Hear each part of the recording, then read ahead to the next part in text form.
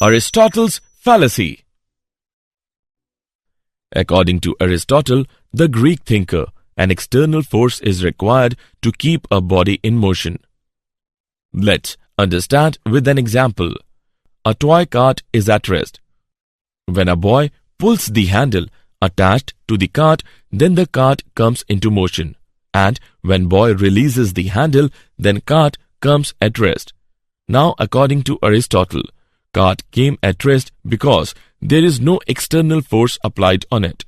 But actually, the cart comes at rest due to frictional force of the surface, which opposes the motion of cart. Law of inertia. The inertia of a body is the property of the body by virtue of which it opposes the change in the position of the rest or of uniform motion of the body in the absence of external force.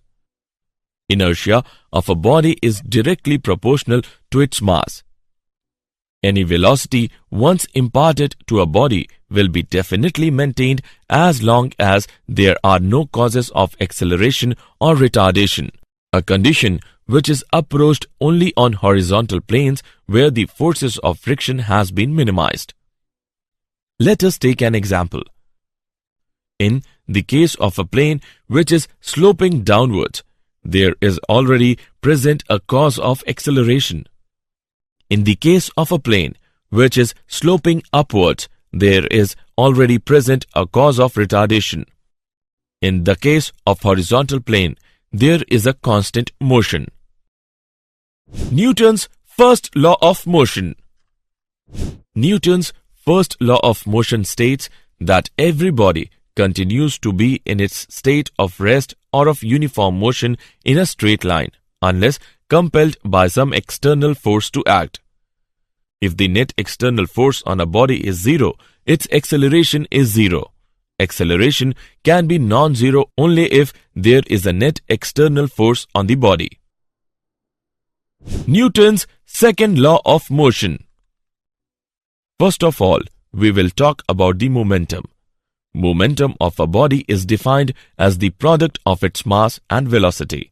P is equal to m into v. It is a vector quantity.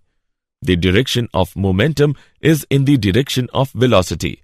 Its SI unit is kilogram meter per second.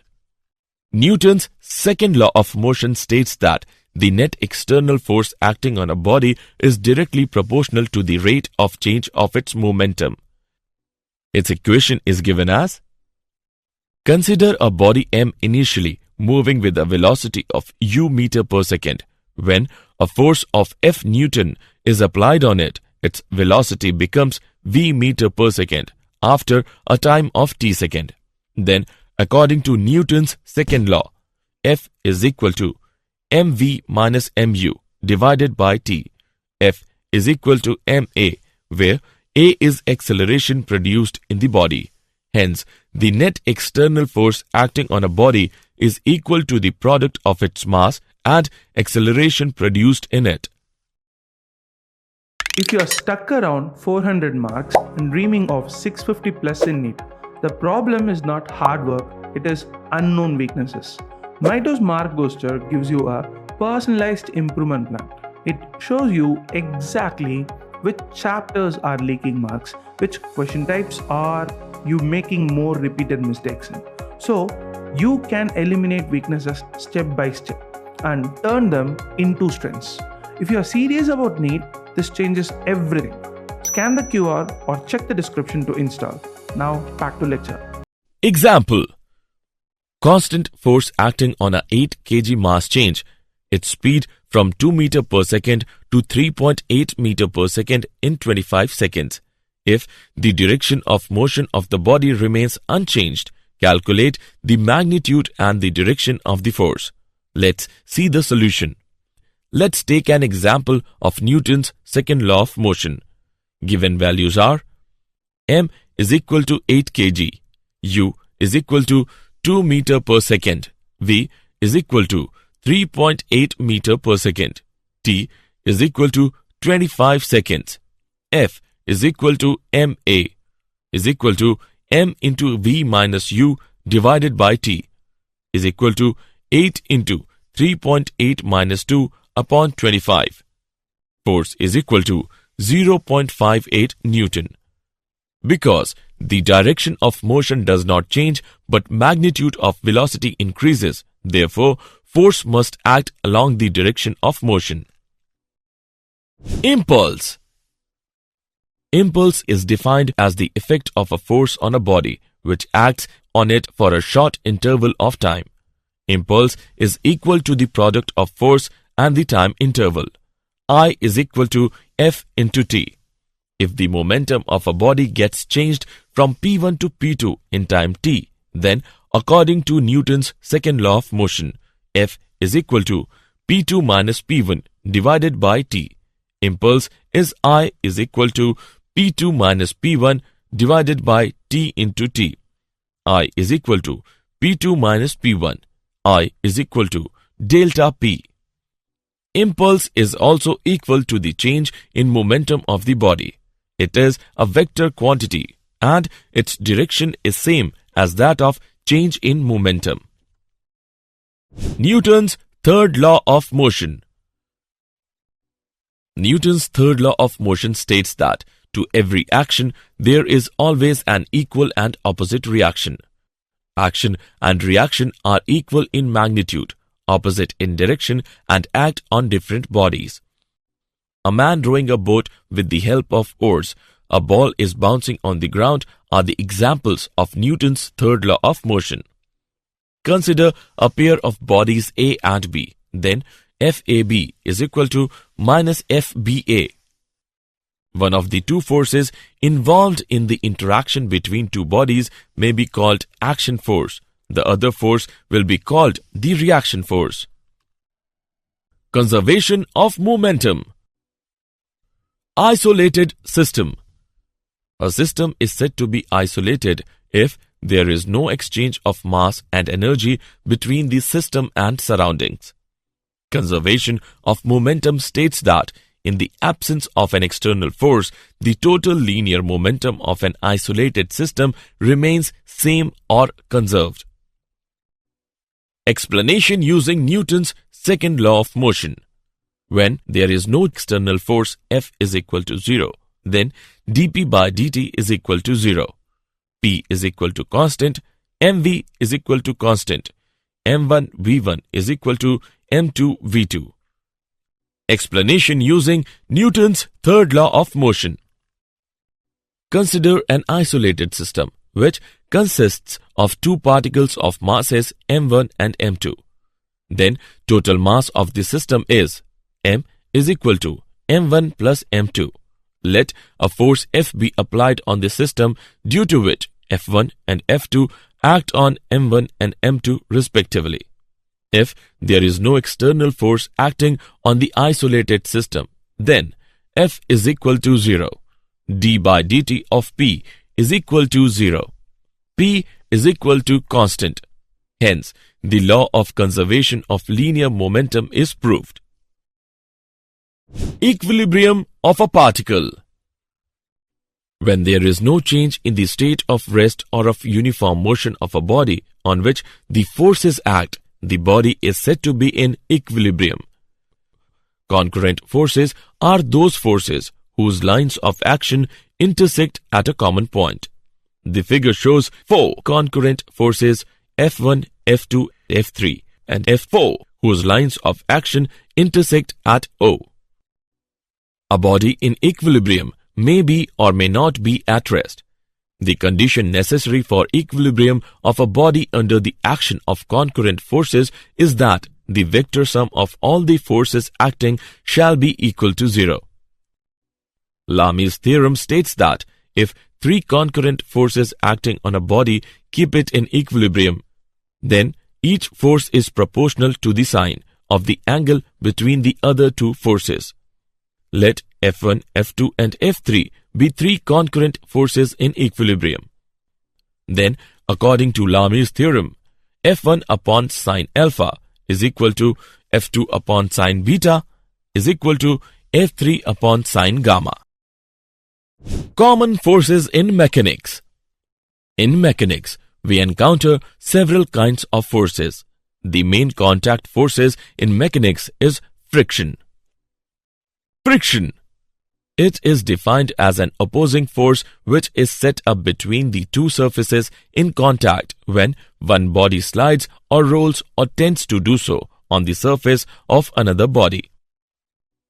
It acts on both the bodies tangentially on the surfaces in contact and obeys the Newton's third law. Limiting friction. The force of friction between two bodies in contact when one body is in position to just begin to slide over the surface of another body. Static friction.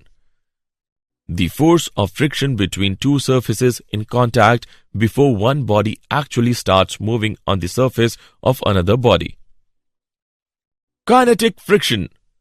The force of friction between the surfaces in contact when one body is in motion on the surface of another body. Rolling friction.